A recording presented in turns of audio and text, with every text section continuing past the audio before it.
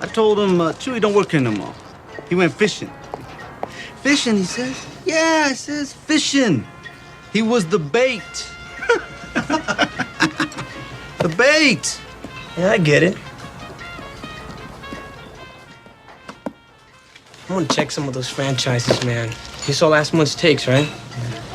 I know some of those homeboys got to be skimming. Yeah, maybe it's time some of them went fishing. It's real funny, man. You're Bill. Now get out of here. Asai, we was just getting comfortable. You want to hang out in kibitz all day? Rent an apartment. I got a business to run. Oh, yeah, like you got customers lined up around the block. Freeze! Miami Vice!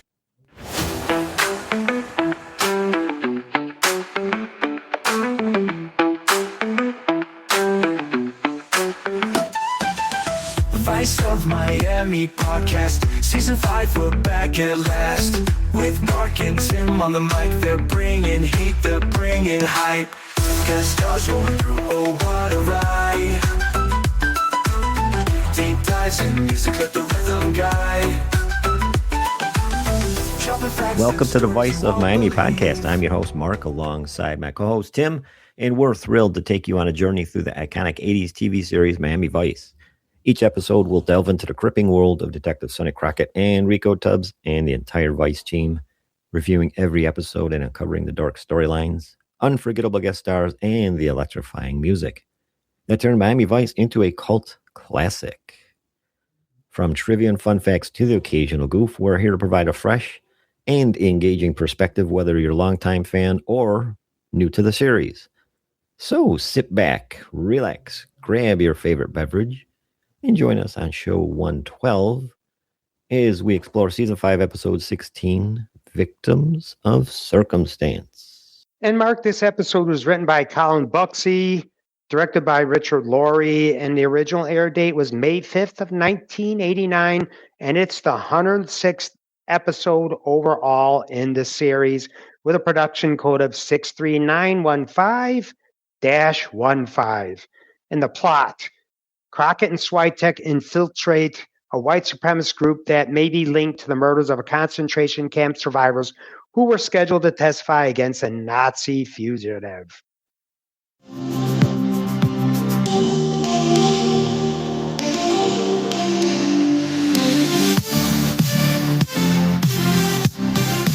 All right, let's check out the guest stars and co-stars. First, we're going to cover William Hickey as the Nazi war criminal Hans Kosak in this episode. He was born September 19th, 1927, and he began his career in television, debuting in a 1957 episode of the TV series Decoy. Other TV appearances include The Defenders, Ryan's Hope, One Life to Live, The Equalizer, Moonlighting Crime Story, Wings, and The Right Verdict. Film appearances include A Hateful Rain, The Producers, The Sentinel, Prizzi's Honor, Pink Cadillac, and National Lampoon's Christmas Vacation, among several others. Hickey died of complications from emphysema on June 29, 1997, in Brooklyn, New York, at the age of 69. Good old Uncle Lewis from Christmas Vacation. Our other guest stars are Paul Guilfoyle, Stefan Giersak, Xander Berkeley, John Leguizamo, and Karen Black. Right, and just as a note with William Hickey, we rewatched Wings last year or a couple of years ago. He was hilarious in there as an eccentric old rich guy. Hilarious. But Mark, our co-stars are David Corey as a priest, Cindy Gold as the medical examiner, Herb Goldstein as Cy Rosenthal, Jerry Hotchkiss as Jacob Hoffman, Janet Johnson as a society lady, Troy Mays as Dewey, Louis Morham as Murray, Stephen Neal as a Metro policeman, Tom Nowicki as Dwayne, Alan Poe as Diablo, and Larry Silverberg as Elliot, along with Denise Wynn as the baker's wife and Del Zamora as Ernesto Alvarez. Can they squeeze any more in there? Jeez.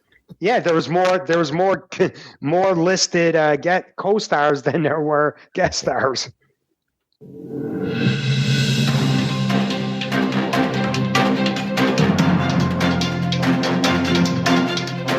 time, what is up in Miami Vice news? Mark, we have actor Xander Berkeley is set to star in an upcoming movie titled Oddities, which has an intended release date sometime this year.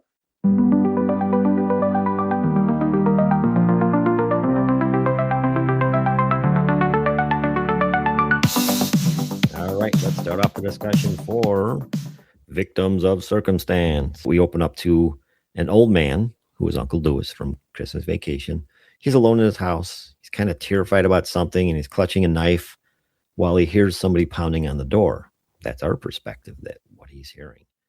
He makes a desperate phone call asking where help is and why no one's there yet. And then you immediately know that something bad is happening, something bad's coming, but nobody comes into the room. The next scene is where we cut to a group of shady guys eating at a restaurant, as you heard, I should say, including drug dealer Angelo Alvarez. That was John Leguizamo. And I thought, wasn't he finished off in one of the Calderon episodes, Tim? Yeah, as Orlando Calderon, the afternoon plane. Right. I don't know why they recast him, especially if it was like Calderon. That's a big fat. And Paul Guilfoyle was also from an episode, Death and a Lady. Right.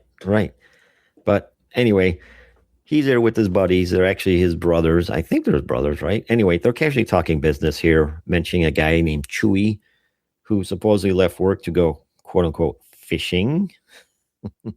He is clearly code for using him as bait in something bigger. So anyway, Alvarez here, he gets up and leaves to go check on some of his alleged crack house and some of his properties. He's worried that somebody's skimming money. Crockett and Tubbs here, they've been watching him outside, and they follow him as he takes off.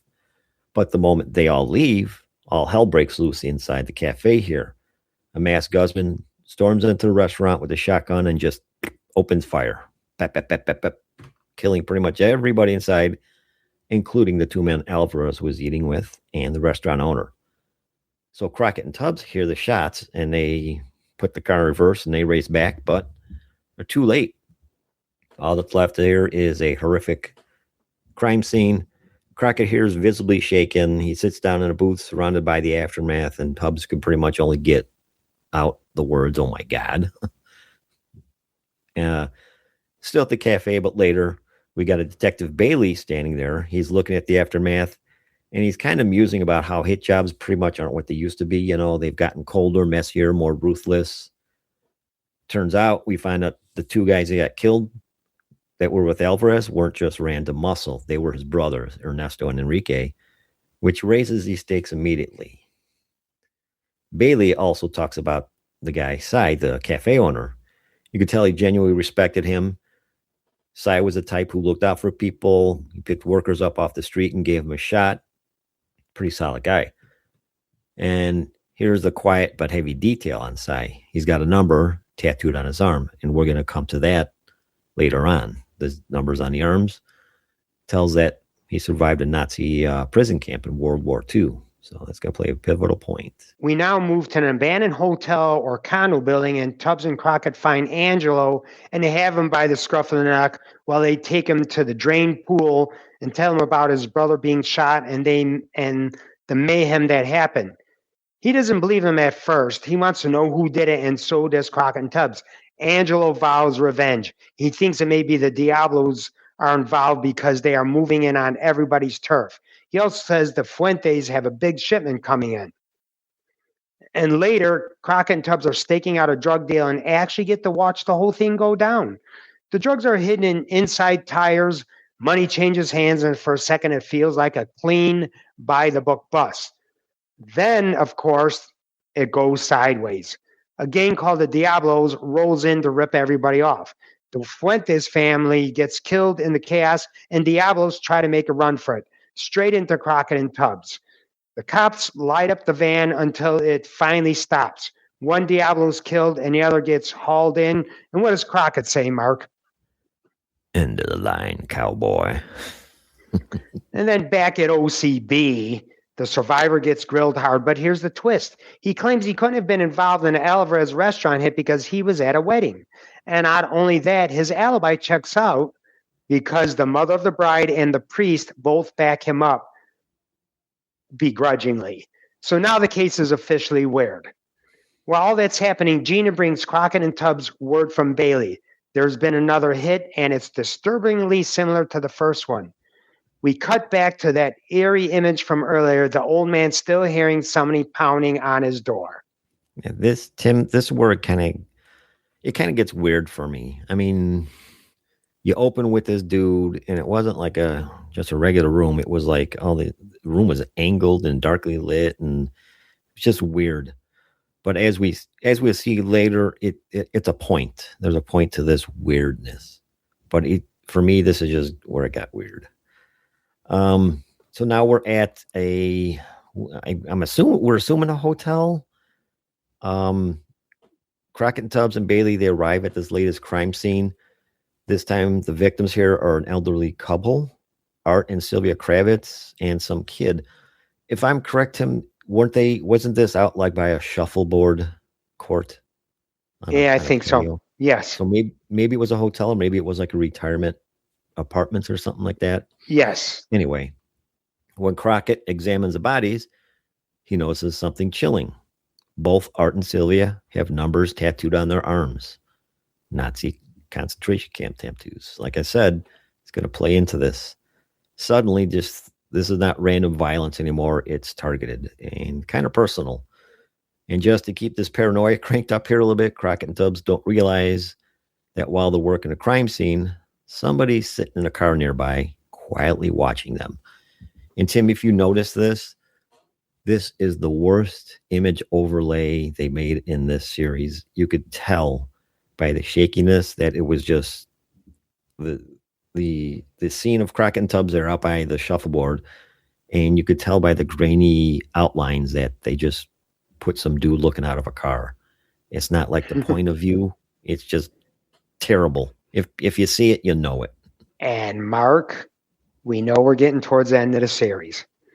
Yes. So in this next scene, we really don't know where we're at. Were we at Bailey's office? But Crockett, Tubbs, and Bailey go see Dr. Leo Krebs, who is the head of the Krebs Foundation that tracks down former Nazis wanted for war crimes.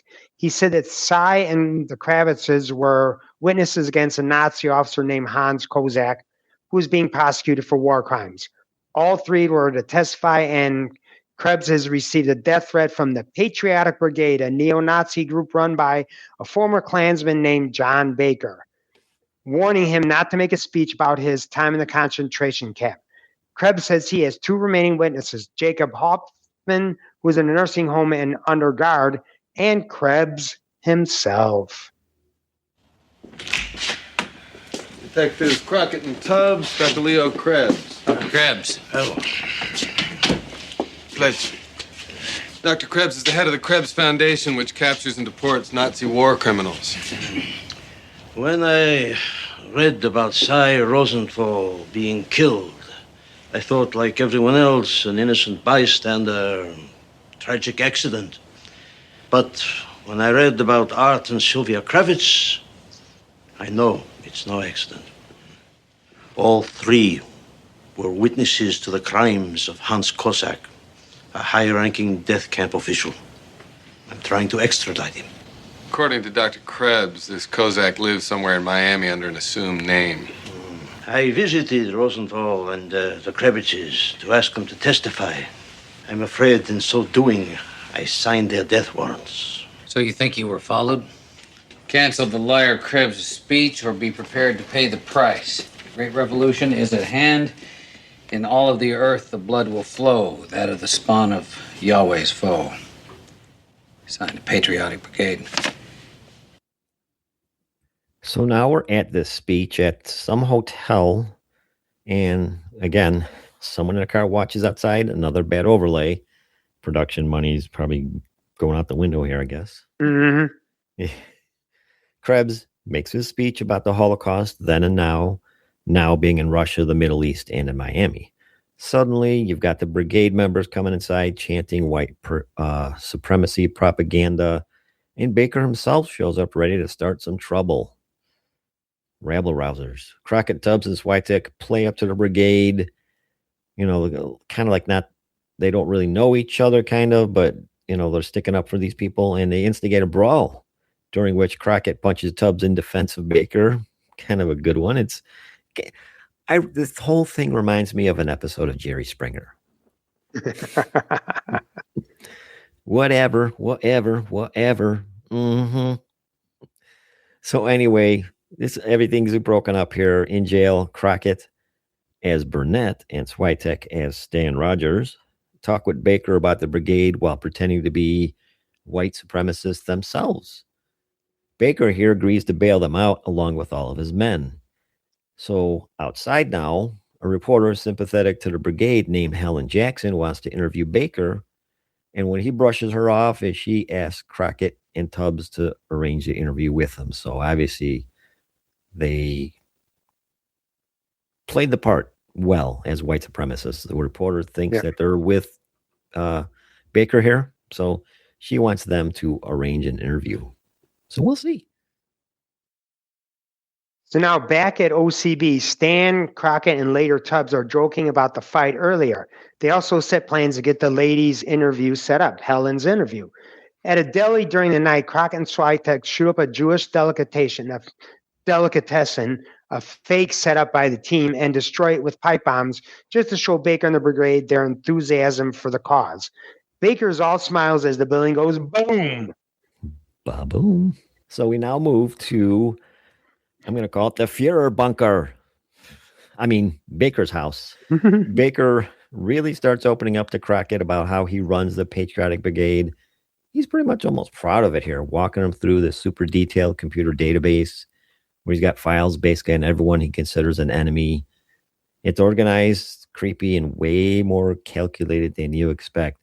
And if you listen really good, you could hear what's playing in the background, Tim.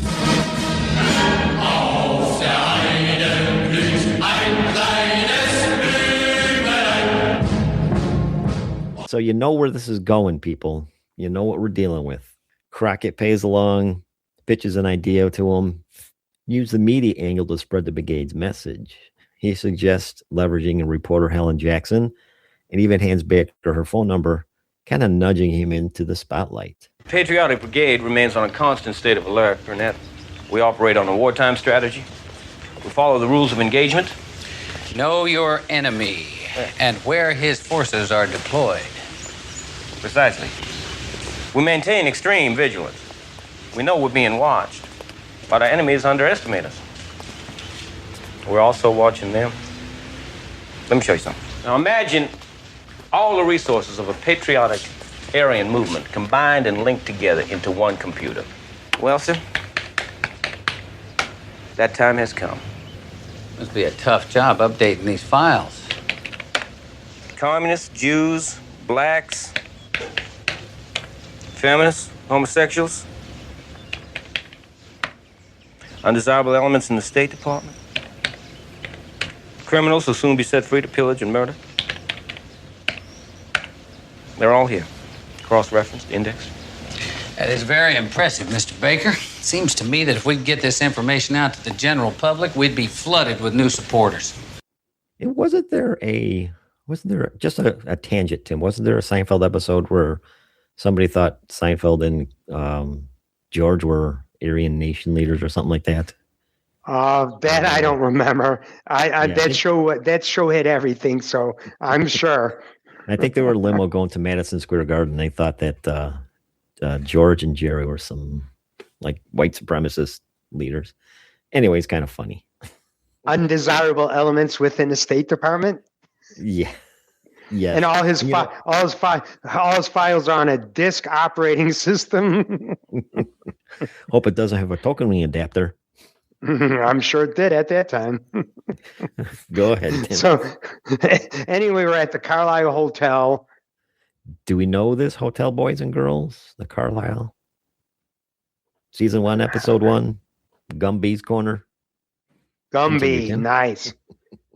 Baker and Helen end up doing the interview in her hotel room while Crockett, Tubbs, and Switek secretly record the whole thing from another floor like it's a bad spy movie. I never got, did Helen know they were recording this? Don't know. Baker goes on about his background and just unloads his hateful beliefs.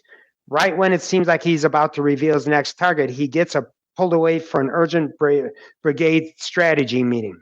At OCB, Crockett and Tubbs and Stan go over a plan of what might be going down next with Baker. They're wondering if the witness who is at a nursing home will be the next target. Crockett thinks so, as Baker is keeping things tight. No, he certainly is keeping things tight.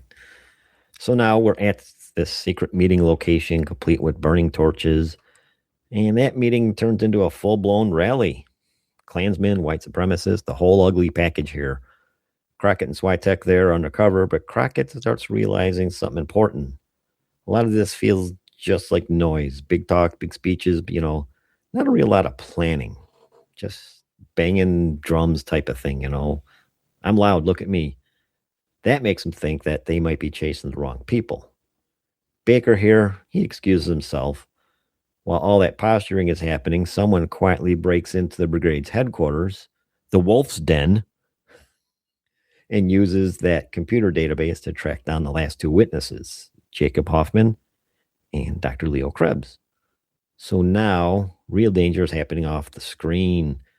We cut back again to that haunting image of the old man still, hearing someone pounding on his door, and then this ongoing sense that time is running out here. So now we're at this nursing home with one of the witnesses, Hoffman. His son tries to convince him to leave the nursing home, go somewhere safer, but Hoffman here, he refuses. He doesn't want to run or hide anymore. He's too proud to do that, which, good for him. Don't run, don't hide. Then comes a gut punch. When Hoffman is called for therapy, the nurse who wheels him away isn't a nurse at all. It's none other than Helen Jackson. It's been 45 years since you saw this man. Who knows if you'll even be able to recognize him? Elliot, let me tell you something. One day I may forget my own name. But Hans Kozak's face, never. Can't you see you're in danger? 2 witnesses are already dead. So what are you telling me? You don't want me to testify? You want me to tell Krebs, go find another witness? Dad, please. I want you to come stay with me. I'll hire guards. I got more guards than the president. They watch me day and night. You think I like it? I don't care about myself. I've lived a long life. Nobody can hurt an old man. No. I do this for the others. For the ones who didn't survive. And to let the world know that it can never happen again. Time for your exercise, Mr. Hoffman. You see? I'm well taken care of. Oh, you're going to get taken care of for sure. So now back at Third Reich headquarters, with Crockett walking in, Baker realizes somebody broke into Brigade Head HQ and stole files from his computer. He assumes it was Krebs and tells Crockett basically, if you want to prove it yourself, go take care of him, which is a terrifying thing to hear when you're undercover. Outside on a payphone, Crockett calls in OCB. Gina drops devastating news. Jacob Hoffman was murdered at the nursing home despite all the police protection, and then the puzzle finally snaps together. Now at the place of the old man we've been seeing with the pounding on the doors, ends up being Hans Kozak, Helen Jackson's father, the former Nazi officer. And the big reveal is that Helen has been behind the murders the entire time. Kozak wants Krebs dead to stop the nightmares that keep haunting him. There we go. That's what I was talking about. This whole room was kind of weird. And right there, nightmares that are haunting him. So maybe that pounding really wasn't happening and he just thought people were coming to get him, which people were. They were going to get him. Well, they're going to. We'll find out. I don't want to ruin it, but yeah, they're going to. But you know what? He's got that guilt. He's a former Nazi officer. So yeah, you should have these nightmares that are kind of dark and weird, right? Wouldn't you think? Yep. Take it home, Mark. Yeah, I will. So now we're at the nursing home. Bailey's there, and the medical examiner adds another chilling detail. The nurse here who was supposed to be caring for Hoffman, she'd been killed 10 hours earlier. A witness describes this quote-unquote nurse, and it's clearly Helen. That's when Crockett and Tubbs realize that Krebs here is next. So now we go to a banquet hall. Helen shows up where Krebs is about to receive a humanitarian award. She smooth talks her way into an interview by claiming her father was in the same camp as Krebs. She brings up Kozak and tries to downplay his crimes, calling him a man just doing his job. Krebs here, he absolutely shuts that down. Then, what you know it, Baker here bursts in, accusing Krebs of stealing the brigade's files. Helen calmly admits that she took them, and then shoots Baker and another brigade member on the spot. She tells Krebs who she really is, admits to all the murders, including killing Hoffman just hours earlier, and insists that she did it all pretty much to protect her dad. Krebs here fires back with the truth. He personally here witnessed Kozak murder her mother and her 2 children for sport. That's not doing your job. That's not just rounding up criminals and taking care of business. That's just sport. And he also then tells Helen that in trying to erase her father's nightmares, she's become just as corrupt by his hatred. So your dad screwed up, and now you're screwing up. So this is where it kind of gets weird. Crockett and Tubbs arrive just in time to stop Helen from killing Krebs and take her into custody. Helen tells Crockett she did everything out of love and loyalty. That's a twisted way of thinking. Mm-hmm. And that there's no one like her father. When taking Angela into custody and walking her out, Helen reflects on her dad, and then one final gut punch. Who shows up? Angelo Alvaro shows up and shoots Helen in revenge for his own losses. He tries to take off, but Crockett shoots him in the leg, and Metrodade finally takes him down. The episode, ends kind of on a heavy note, with Crockett reflecting that Helen basically lost her soul the moment her father became the war criminal Krebs condemned. But the real tragedy is that the hatred and prejudice driving all this violence are still very much alive. Yeah, she's dead. Then she's been dead a long time, Rico. Since way back when her father executed all those people in the death camps. Unfortunately, what she stood for didn't die with her.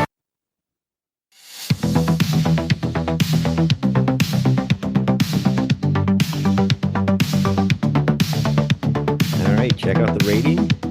IMDb gives this a 7.4. Tim, what do you think? Mark, this was an excellent episode. And it started as what appeared to be an apparent drug war. Once Crockett and Tubbs dug deeper, they learned that a killer targeted Jewish Holocaust survivors who were going on to testify against Nazi war criminal Hans Kozak. Crockett and Stan go undercover to infiltrate the Patriotic Brigade, that neo-Nazi group led by John Baker. The team learns that the drug dealers were just collateral damage in someone's agenda to squelch testimony. Crockett and Stan learned that the brigade was more show than go with their pep rallies. As the case progressed, they learned that reporter Helen Jackson, Hans's daughter, was the killer who was protecting her father from a prison sentence.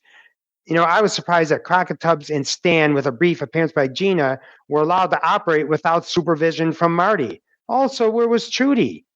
This final season is definitely finishing strong with our last episode over the line, this episode, and we're going to see how the series finale ends, because this is the last original episode prior to Freefall. Right. Definitely 7.4. Maybe I'd bump it up a little bit more than that, just due to the gravity of the message that was being sent about. And Mark, it's still, I can't understand it. I'm not going to get in it, but you still have people targeting Jewish people. I don't understand it, but I'm just going to leave it. I'm just going to leave it at that. Yes. But I think I would bump it up maybe to a 7.8. Yeah. A 7.8. I'm going to bump this up to, just because of that. Trudy was in the surveillance van. There was one quick scene, maybe 5 seconds, 10 seconds, if that. She was in the van. I think she was in the van with Stan. I don't think she said anything, though. No, she probably didn't, but I know she was very, very limited. Great episode, and that's a very rare call this late. We have this, obviously, true story of the Holocaust still alive and well in some people's consciousness. And as you just said, it is by actions of a lot of things out there. We could go off onto a way tangent, but We'll just say that it's alive and well. I don't want to say well, but It still is, yes. Mm-hmm. Anyway, the perps and the victims and the non-detected victims, like Angelo's brother, they're all collateral damage, Vendettas maybe, but what turned out to telling the truth turned into a witch hunt to silence those that know. Another episode, if you blink, you miss Gina and Trudy, and not 1 ounce of Castillo. Maybe I'm thinking this war wasn't his fight, Now, if it was Nagasaki and Hiroshima survivors hunting those that created the bomb, I think he would be front and center. This just wasn't his type of tea, I guess you could say. The only part which was not good for me was the old man in the room. But like I said, I think they were just portraying his nightmares, knowing that he is being hunted by those that he did wrong.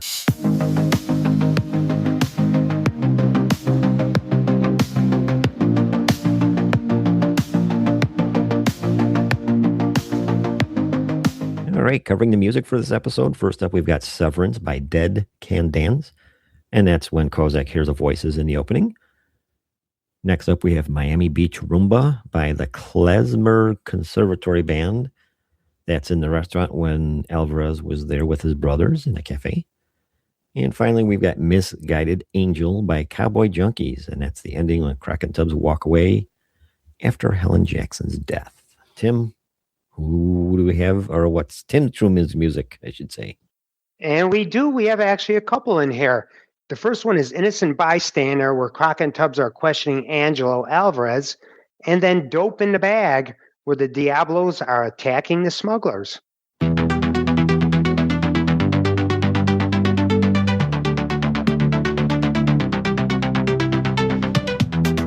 right, let's check out our goofs, fun facts, and locations. Our first location here is 1608 Alton Road in Miami Beach. And that's the cafe in the teaser and the opening titles, which is now gone. And Mark, we have a goof.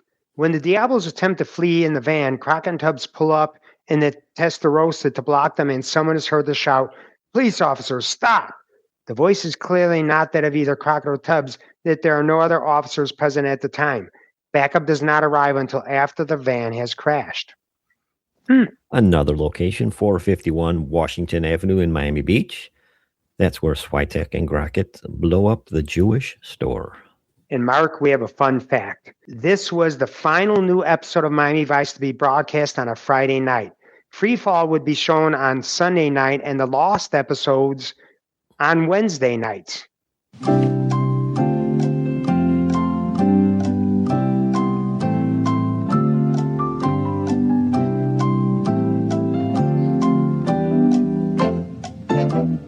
All right, checking out the trivia from our last episode. We asked, what's the name of the cleaners when Crockett and Tubbs are arriving in the limo about halfway in the episode? It could clearly be seen as Shoreline Cleaners and Laundry. Tim, what's for this episode? Well, this episode question comes in several parts because it was all at the very beginning at this cafe. First one question is, what was the name of the deli in the opening scene? Number two, what specific day of the week did the deli advertise on their windows that they were open? And three, what was their slogan above the front window? You can post your answers on this episode's Facebook post, or you can email us at miamivice@duck.com. I know the slogan. What is that, velvet? I'm an idiot.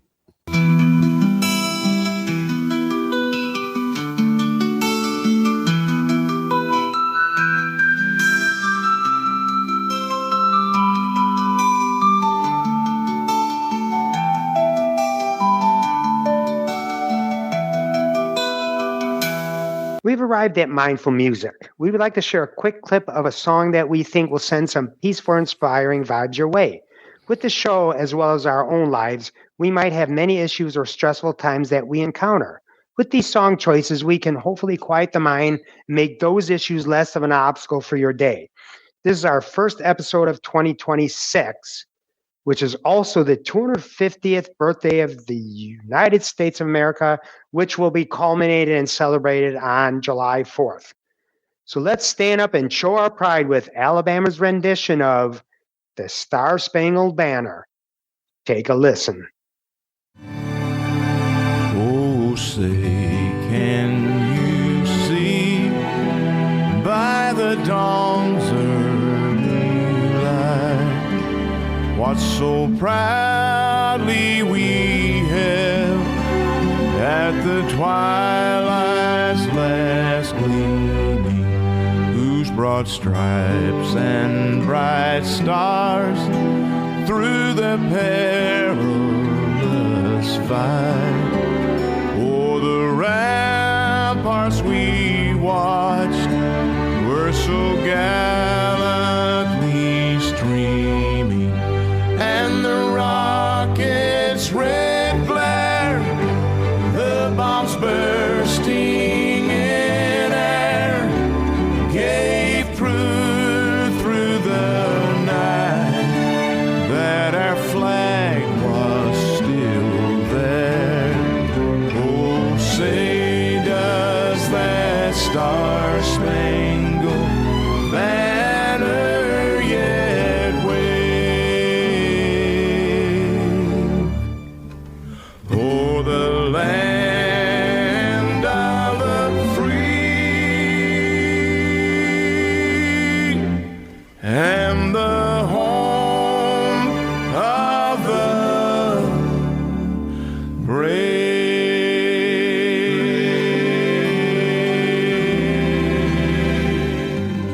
Thanks to you all for tuning in to the Vice of Miami podcast. We hope you enjoyed our look into the world of Miami Vice. And if you love what you heard, please leave us a review on your favorite podcast platform. It really helps us out. Don't forget, follow us on social media for updates and more Miami Vice goodness. You can find us on YouTube, Instagram, and Facebook at Vice of Miami The Vice of Miami Podcast. Keep forgetting the Vice of Miami Podcast.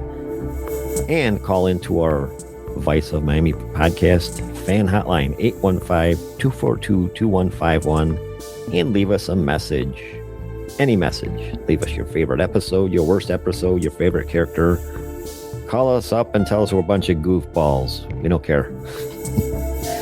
Our next episode is number 113, which covers episode 17, World of Trouble. Now, remember, we're going to do the lost episodes before we do the actual series finale. So again, it's going to be our show number 113, and we're going to call it episode 17, but it's World of Trouble. So anyway, stay stylish and keep the Vice alive. Now, my informants are mine, pal.